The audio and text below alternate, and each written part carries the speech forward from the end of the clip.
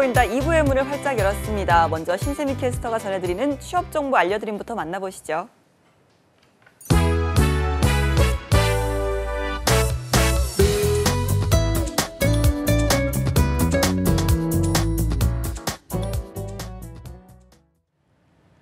네, 취업 정보 알려드리는 신샘입니다. 오늘의 공기업 및 공공기관 채용 소식입니다. 서울연구원에서는 사회과학 분야의 연구원을 모집하고 있습니다. 사회과학 분야에서 석사학위를 취득한 분들이 지원 가능하며 소상공인 연구 경험자를 우대하고 있습니다. 모집 기간은 6월 25일 오후 6시까지입니다.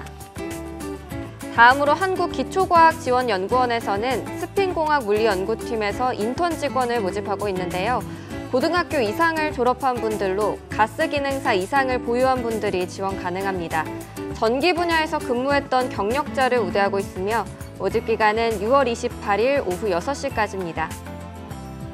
그리고 인천 영어마을에서는 교무부 기획홍보 담당자를 모집하고 있습니다. 학력과 경력에 제한 없이 지원이 가능하며 영어 가능자나 컴퓨터 활용 능력 우수자를 우대하고 있습니다. 모집은 채용 시 마감됩니다. 마지막으로 김포시 북부노인복지관에서는 취사원을 모집하고 있습니다. 학력과 경력에 관계없이 지원이 가능하며 별도의 채용 기간 없이 상시 모집을 하고 있습니다. 이상으로 취업 정보 알려드림의 신샘이었습니다.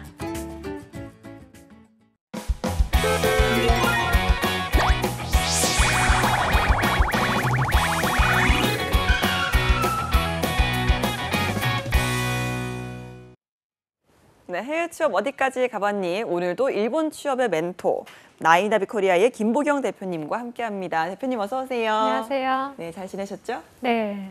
저희가 1부에서도 이 면접 이야기를 했었는데 오늘 2부에서도 일본 취업 면접 이야기를 좀 전해주신다고 들었습니다. 맞습니까? 네, 오늘부터 면접에 대해서 네. 알아볼 건데요. 네. 네. 저희가 지난주에 이력서랑 엔트리 시트까지 이제 마무리를 했잖아요. 네. 이제 그 다음 단계가 면접인 거죠? 네, 그렇습니다. 알겠습니다. 자, 그렇다면 일본 같은 경우는 보통 어떤 방법으로 채용 공고를 하는지 궁금하거든요. 네, 일본도요, 한국과 동일하게 취업 정보 사이트에 이제 채용 공고를 많이 올립니다. 그래서 여러분들이 일본의 채용 공고를 찾아보실 때에는 일본의 최대 취업 정보 사이트이죠. 마이나비와 그리고 리크나비 사이트를 활용을 하시면 실시간으로 많은 채용 정보를 확인하실 수 있습니다. 확인뿐만이 아니고 그 사이트를 통해서 지원도 가능하시고요. 네. 그리고 물론 한국과 또 동일하게 자사 홈페이지를 통해서 채용 공지를 올리는 경우도 있으니까 본인이 원하는 기업이 있다면 그 기업 홈페이지 가셔서 지원하시는 것도 추천드립니다. 예, 그렇다면 우리나라 구직자들이 일본 기업의 채용 소식을 좀 계속해서 팔로우를 하려면 어떤 방법이 있을까요? 네, 저희 마이나비 코리아 홈페이지를 적극 활용하시기를 저희가 추천드리는데요. 그 이유가 이제 저희가 마이나비 본사와 연계를 해서 일본 현지에 있는 그 한국인 채용 수요를 실시간으로 전달해 드리고 있고요. 네. 그리고 월드잡 사이트를 활용을 하시면 일본 취업은 물론 뭐 다양한 해외 취업에 대해서 여러분들 확인하실 수 있으니까 그런 사이트를 활용해 주시고 또 마지막으로는 이제 채용 박람회도 적극적으로 찾으셔 가지고 지원하시는 것도 좋을 것 같습니다. 예, 근데 이 취업 박람회 같은 건요, 일본 현지에서만 열리는 건 아니고 한국에서도 열리는 기회가 있다고 들었거든요.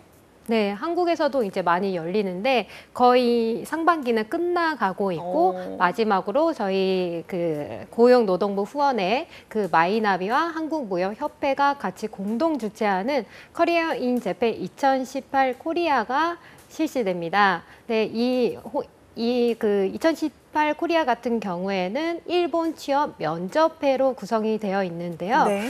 6월 4일까지 지원을 받아서 뭐 현재는 이미 그 서류 전형 발표가 끝난 상태이고요. 네. 현재 면접 예약을 받고 있습니다. 예, 커리어인 재팬 2018 코리아 이거 규모는 어느 정도입니까? 네. 규모는 이제 45개사 정도 올해 확정이 됐는데요. 그 일본 기업은 이제 초청을 해서 2일 동안 면접을 진행하게 됩니다. 그렇군요. 자, 올해는 이제 서류 전형은 마쳤습니다. 자, 그렇다면 이제 면접 일정이 남았는데 이거 좀 어떻게 진행이 되나요?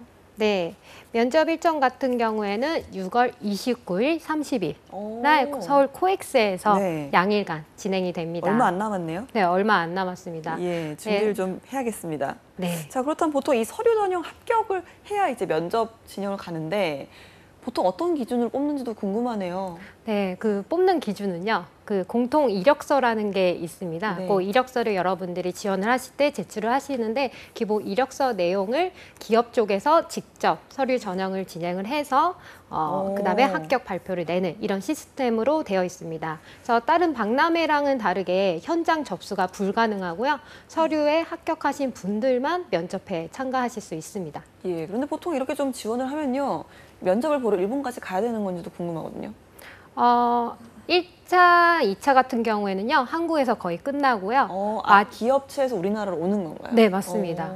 그리고 최종 면접 같은 경우에는 거의 그 구직자가 일본까지 가서 예. 진행하는 케이스가 많이 있습니다. 알겠습니다. 자, 이제 본격적으로 일본 기업의 면접 방식에 대해서 좀 이야기를 해보고 싶은데요. 우리나라랑 많이 다른가요? 우리나라랑 전반적으로는 비슷한 것 같긴 해요. 네. 네, 일반적인 이제 절차를 말씀드리면 1차 같은 경우에는 그 집단 면접과 그룹 디스커션 형식으로 많이 진행이 되고요. 네. 그리고 2차에서 3차 같은 경우에는 그 개인 면접으로 과장, 부장 또는 이 부서 담당자가 면접관인 경우가 많이 있습니다. 그리고 4차나 최종 면접 같은 경우에는 개인 임원 면접으로 진행됩니다.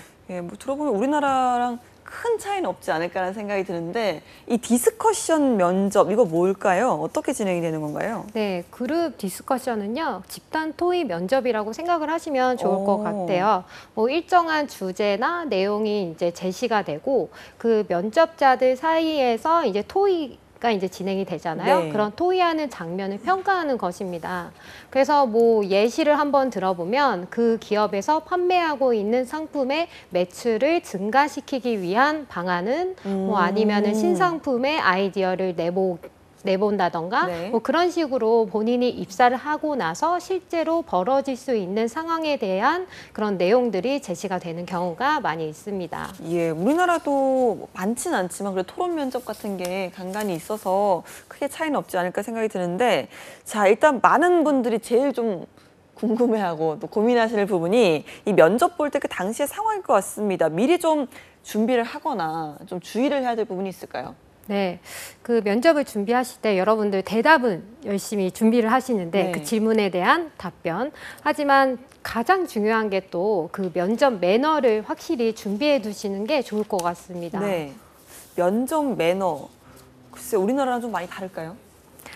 약간 다를 것 같아요. 네, 어떤 게 있나요? 네, 입시를 할 때 일단 본인의 강한 입사 의지를 전달하는 의미로 노크를 크게 3번 합니다. 그러니까 무조건 노크를 3번 해야 이제 면접이 시작되는 거예요? 네. 그러면 거기서 뭐 들어오라고 하거나 아니면 기다리라고 하거나. 네, 이 노크를 하게 되면 안에서 이제 들어오세요라고 이제 사인이 떨어지면 네. 그때 시즈레 이타시마스 해서 실례합니다라고 말을 하고 문을 열고 들어갑니다. 그리고 들어간 후에 문 바로 앞에서 다시 한번 시즈레 이타시마스 이렇게 얘기를 하고 가볍게 고개를 숙여서 인사를 하고 그 다음에 안내를 기다리셔야 됩니다. 예, 노크를 3번 하고 들어오라고 하면 실례합니다. 들어가서 이제 문 앞에서 또 실례합니다. 예, 2번 이야기를 하고 자, 그 다음에는요? 네, 그 다음에는요, 이제 착석을 하셔야 되잖아요. 네. 근데 착석을 할 때 또 면접관이 이제 안내를 할 때까지는 의자 앞에서 대기하셔야 됩니다. 예. 그래서 면접관이 이제 착석해 주세요. 이렇게 안내를 하게 되면, 안내를 이제 받게 되면요, 여러분들이 아리가또 고자이마스 해서 감사합니다라고 반드시 인사를 하고 착석해 주시면 됩니다. 뭐 면접 방식에 따라서 이러한 순서들은 굉장히 다양해질 수는 있을 것 같은데요. 기본적으로 면접관의 이제 얘기에 귀를 기울여서 행동을 해주시면 좋을 것 같습니다. 예, 똑똑똑 실례합니다. 네. 실례합니다. 앉으세요 하면 감사합니다. 자, 이제 그럼 면접이 시작되는 거잖아요. 네, 그렇죠? 맞습니다. 자, 그렇다면 이제 보통 제일 많이 나오는 질문이 좀 궁금한데 어떤 질문이 많이 나오나요? 네, 저희가 이제 저번 주에 이력서와 엔트리 시트에 대해서 배웠는데 엔트리 시트 같은 경우에는 각 기업별로 그 질문이 정해진 케이스가 많다라는 말을 전달을 했었는데 네. 그래서 각 기업별 이제 면접을 볼 때 그 엔트리 시트에 나온 내용을 기본적으로 많이 물어봅니다. 뭐 그 외에도 이제 많이 물어보는 것들이 왜 우리 회사인가, 그리고 장단점은 무엇인가, 그리고 아직 고치지 못한 본인의 단점은 무엇인가, 이런 부분들을 많이 물어봅니다. 예, 근데 이런 거는 장단점, 왜 우리 회사인지 이런 게 잘 없나요? 엔트리 시트에? 많이 좀 보편적으로 나오는 질문 아닌가요? 그게 있는 경우도 있고 없는 경우도 많이 있는데 오. 기본 엔트리 시트의 내용을 보면은 본인의 그 지망 내용이라든지 아니면은 그 원하는 직종, 업무에 대해서 더 많이 쓰는 것 같아요. 네. 예, 장단점 같은 경우나 그 본인 성격 관련된 네. 내용에 대해서는 면접에서 주로 좀 많이 물어보는 것 같습니다. 주로 좀 직접 만났을 때 이 사람의 성격을 좀 더 잘 알 수 있기 때문에 네. 질문을 하는 것 같은데, 자, 아직까지 고치지 못한 본인의 단점, 이거 좀 무섭습니다. 이거 어떻게 답해야 될까요? 네. 그런 단점들이 굉장히 많을 수 있죠. 근데 이제 단점 같은 경우에는 일단은 질문 의도를 이제 본인들이 파악을 하셔야 되는데요. 네. 그 질문 의도 자체가 그 누구나 모든 사람들이 다 단점을 가지고 있는데 그 단점에 대해서 본인이 얼마나 파악을 하고 있는지 그 파악하고 나서 어떻게 본인의 단점을 개선하기 위해서 노력을 하고 있는지를 보여주면서 본인이 이제 실제로 입사를 했을 때 본인이 서투르거나 아니면 잘 못하는 분야의 업무를 했을 때 어떤 식으로 헤쳐나갈 수 있는지에 대해서 그런 답변을 해주시면 기업 쪽에서 굉장히 좋은 인상을 받을 수 있을 것 같아요. 예, 알겠습니다. 자, 그렇다면 이제 아무래도 외국인 구직자이기 때문에 얼마나 일을 할 건지, 왜 우리나라에 와서 일을 하려고 하는지 이런 부분도 좀 물어볼 것 같아요. 네, 굉장히 많이 물어봅니다. 네. 뭐 반드시 물어보는 질문 중에 하나인데요. 왜 일본에 취업을 하고 싶냐? 그리고 일본에는 얼마나 있을 예정이냐? 그리고 일본에는 와본 적이 있느냐? 뭐 여행이나 교환 유학이나 아니면 뭐 어학 유학이든 일본에서 산 경험이 있느냐? 이런 질문들은 항상 그 외국인을 채용을 할 때 많이 물어보는 질문들인 것 같아요. 저희가 일부에서 그 영미문화 쪽 면접 이야기를 할 때는 이제 너무 본인의 그 이야기와 신상과 관련된 답보다는 좀 그 시장이나 업무 관련으로 좀 두루뭉술하게 이야기를 해야 된다라고 들었는데, 일본은 좀 어떻게 답을 하는 게 좋을까요? 이럴 때. 일본 같은 경우에는 좀 더 본인에 대해서 어필을 하시는 게 좋겠고요. 네. 마지막에 물론 그런 본인의 성격을 회사에서 어떻게 활용을 할 수 있는지, 활약을 할 수 있는지에 대해서 연결고리는 필요한데 네. 기본적으로는 본인의 이런 스펙이나 당장 할 수 있는 능력보다는 본인의 성격을 더 많이 어필을 하시는 게 약간 일본 기업에 더 맞지 않나 싶어요. 예, 자, 그렇다면 뭐, 자, 얼마나 있을 예정인가, 뭐 이런 질문에는 좀 구체적으로 좀 예시 같은 게 있을까요? 답을 하면 좋을 만한.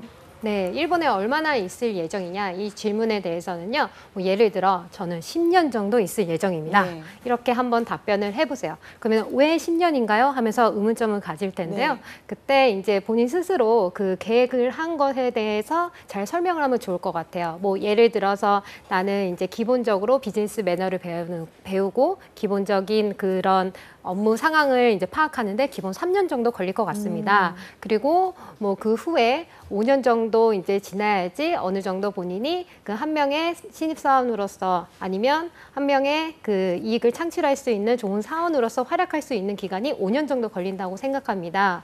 뭐 5년 이후부터 6년 차 때부터 10년 차까지는 여태까지 본인이 배웠던 것들을 활용할 수 있는 기간이 총 해서 10년 정도 되기 때문에 본인은 10년 정도 일본에서 근무를 하고 싶습니다. 이런 식으로 어떤 이유든 상관이 없으니까 사실에 근거해서 본인이 왜 그렇게 생각을 하고 있는지에 대해서 명확하게 답변을 해주시면 되겠습니다. 알겠습니다. 자, 지금까지 말씀해 주신 것 이외에도 면접 볼 때 이것만큼은 좀 주의를 해야 된다, 이런 부분이 있다면 어떤 게 있을까요? 네, 일단은 이제 일본 취업 면접 자체가요, 그 꼬리에 꼬리를 무는 심층적인 질문이 많이 있고, 기본적으로는 그 면접관과 캐치볼을 하듯이 대화를 하는 이제 형식의 면접 스타일이기 때문에 본인을 이제 어필만 해야 되겠다라는 생각보다는 그 상대방의 질문에 답하고 또 질문하고 이런 식으로 캐치볼을 해주시면 좋을 것 같고요. 그리고 매년 문제가 되는 내용인데요. 우리 한국 구직자분들께서 왜 일본 취업을 하고 싶냐라는 질문에 대해서 여자친구나 남자친구가 일본인이다. 네. 그래서 일본 취업을 하고 싶다라는 것을 면접에서 그 대답을 하는 경우가 있어가지고 굉장히 곤란한 상황이 벌어지는 경우도 많이 있습니다. 네. 만약에 그러면은 애인이랑 헤어지면 한국에 돌아가고 싶다는 얘기인가 이런 네. 식으로 얘기가 전개가 될 그러니까요. 수도 있기 때문에 이 점은 주의를 하셔야 될 것 같아요. 남편이나 뭐 와이프가 일본 분이다 이런 이야기는 괜찮지 않을까요? 그게 이제 계기가 될 수는 있는데 네. 그게 일본 취업의 아. 큰 이유가 돼서는 안 되는 게 네. 포인트입니다. 네. 알겠습니다. 자, 일본에서는요, 이 면접 볼 때 복장 관련한 기준이 상당히 엄격하다고 들었습니다. 제가 지난번에 뭐 잠깐 특강 들었을 때도 뭐 넥타이 이런 거 색깔부터 엄청 디테일하게 신경을 쓰시더라고요. 이런 건 좀 어떻게 준비할 수 있을까요? 네, 일단 복장 같은 경우에는 남자 복장 같은 경우를 한번 보면요. 기본 한국과 비슷합니다. 앞머리가 이제 눈을 걸리지 않게 해주시고, 그리고 전체적으로 청결하게 입으시면 됩니다. 그리고 양말 같은 경우에는 기본 검정 정장을 입게 되니까 검정색이나 진한 회색을 신으시고요. 네. 벨트도 반드시 해주시면 좋겠습니다. 그리고 여자 복장 같은 경우는 블라우스는 옷깃이 있는 것으로 해주시고요. 액세서리와 화장은 너무 화려하지 않고 깔끔하게 해주세요. 그리고 우리나라는 커플링을 이제 많이 하는데 커플링을 빼시는 게 좋습니다. 네. 일본에서는 기본 커플링이란 결혼 반지라고 생각을 하는데 대학생인데 결혼 반지라고 오해를 하거나 아니면 애인과의 커플링이라고 한다면 약간 성숙하지 못하고 그런 부분이 있구나라고 평가를 받을 수도 있으니까 조금이라도 오해 소지가 있는 반지는 안 하시는 게 좋겠습니다. 예, 그러니까 액세서리 자체를 좀 최대한 지양을 좀 해야 되지 않을까 생각이 드네요. 네, 맞아요. 알겠습니다. 자, 오늘 일본 면접 대책에 대해서 이야기를 좀 해봤는데요. 자, 이번 시간에는 코너 속의 코너죠. 매주 우리 김모경 대표님 일본에 대한 그 생활 꿀팁을 좀 전해주고 계시는데 오늘은 어떤 걸 알려주실 건가요? 네, 오늘은요, 일본 생활의 팁을 준비를 했는데요. 네. 대중교통 수단에 대해서 알아보도록 하겠습니다. 사실 일본 여행 갈 때 좀 걱정되는 부분 중에 하나가 이거거든요. 워낙 지하철 노선도 복잡하고 뭐 버스 요금이나 이런 것도 전 좀 어려워가지고 헤맸던 기억이 나는데 네. 자, 우리나라 버스와 일본 버스 많이 다릅니까? 전반적으로 비슷한 것들이 있는데 네. 그래도 약간 다른 부분이 있으니까 네. 그 포인트를 한번 잡아보도록 하겠습니다. 알겠습니다. 네, 버스는요, 요금 지불 방법이 교통카드, 그리고 현금, 그리고 정기권 이렇게 세 종류가 있습니다. 네. 그리고 보통 버스를 타실 때는 동경 23구 내에는 우리나라와 비슷하게 앞에서 타고 뒤에서 이제 내리는 형식으로 되어 있는데요. 네. 그 동경 외곽 지역이나 아니면 오사카 같은 그런 지방으로 가시면 뒤에서 타고 앞으로 내리게 되는 그런 버스를 한번 만나보실 수 있을 것 같은데 네. 네. 아니 같은 버스인데 타고 내리는 게 반대면 일본 분들은 안 헷갈려 하시나요? 그 버스 운전 기사님께서 알아서 그 타는 곳을 좀 차를 앞쪽으로 대셔서 네, 네, 네. 뒤쪽 문을 열어주십니다. 문을 열어주시는. 네, 근데 저도 네. 처음에는 앞으로 잘못 탔다가 뒤로 네. 타라고 해가지고 이렇게 뒤로 탄 적도 있고 그쵸. 그렇습니다. 일본 가서는 좀 이런 경우는 없었던 것 같은데 정리권, 발권 이거 뭔가요? 네, 그래서 이제 여러분들 만약에 현금으로 이제 내실 경우에는 뒤에서 타실 때 적립권 발권기라는 게 있는데요. 네. 즉 번호표라고 생각을 하시면 될 것 같아요. 네. 그래서 이제 탑승을 하실 때 버튼 누르고 번호표를 뽑으시고 이제 버스를 타시면 앞쪽 전광판에 그 번호표별로 요금이 이제 기입되어 있는 전광판을 여러분들이 보실 수 있을 겁니다. 네. 그래서 내리실 때 그 본인이 뽑은 번호표와 그리고 그 번호표에 이제 해당된 요금을 이제 현금으로 같이 앞쪽에서 내리시면서 이제 지불하시면 됩니다. 요금을 내릴 때 내는 거예요? 네. 그렇군요. 보통 우리나라는 내고 타잖아요. 네. 근데 내릴 때 내는. 네, 현금으로 낼 때는 그렇게 내게 됩니다. 왜냐하면 그 구간별로 금액이 다양해서요. 이제 한국도 뭐 버스 오래 타면 좀 요금이 올라가고 그렇긴 하지 하죠. 않나요? 예, 보통 네. 교통카드를 찍으니까 요즘은 네. 이제 자동적으로 계산이 되는데 자, 우리나라 버스 같은 경우는 이 잔돈을 거슬러 줍니다. 현금을 낼 때. 일본 같은 경우도 좀 거슬러 주나요? 네, 일본에서도 이제 동경 23구 내면 네. 그 거슬러 줍니다. 오. 하지만 이제 또 동경 외곽 지역이나 지방 쪽으로 가시면 그 거슬러 주는 그런 시스템이 아니고 그 요금통 옆에 동전 교환기가 있어가지고요. 본인이 이제 1,000엔 정도 이렇게 넣고 그 동전을 이제 교환을 해서 정확한 요금을 요금통에 지불해야 하는 형식으로 되어 있는 경우가 있습니다. 네. 자, 일단 그 일본을 갔을 때 내가 지금 있는 지역이 도쿄 같은 경우는 23구 내에 있는지 외곽 지역인지 이걸 좀 파악하는 것도 중요하겠네요. 네. 알겠어요. 자, 지하철 이야기를 좀 넘어가죠. 노선도 너무 많고요. 뭐 이름도 다 헷갈려. 뭐 JR, 야마노 테센. 테센, 뭐 너무 많은 이름들이 있는데 이걸 좀 어떻게 구분할 수 있을까요? 네, 맞아요. 일본은 노선이 굉장히 많고 한국처럼 이렇게 번호로 되어 있지 않아서 네. 약간 헷갈리는 부분이 많이 그렇습니다. 있을 것 네. 같아요. 네, 일본은 이제 구간별로 이제 차등 요금제이고요. 한국과 동일합니다. 뭐 특징적인 게 이제 승차 대기선이 선발대와 후발대 이 두 가지가 있다라는 것인데요. 네. 여러분들이 자주 아마 가시는 곳일 것일 텐데 신주쿠. 그렇죠. 네. 많이 가죠. 신주쿠에 그 여러분들 케오선 이쪽으로 가보시면 이 선발대와 이 후발대 라인을 찾아보실 수 있습니다. 예. 신주쿠처럼 이런 인구 이동이 많은 곳에 선발대, 후발대에 그 대기선들이 있는데요. 그 선발대에 2줄에서 뭐 4줄 정도, 그리고 후발대에서도 2줄에서 4줄 정도 되어 있어서 일부러 앉아서 가기 위해서 후발대에서 대기하는 분들이 계십니다. 그래서 선발대에서 먼저 출발하면 그 후발대에 있는 분들이 일제히 선발대로 이제 자리를 옮기셔서 대기를 하시는 것이죠.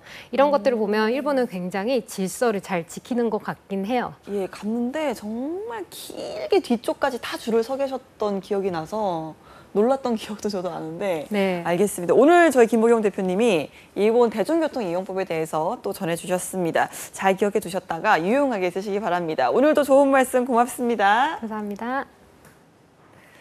네, 오늘 준비한 취업이 보인다는 여기까지입니다. 저희는 내일 이 시간에 더욱더 풍성한 내용으로 다시 찾아오도록 하겠습니다. 시청해주신 여러분 고맙습니다.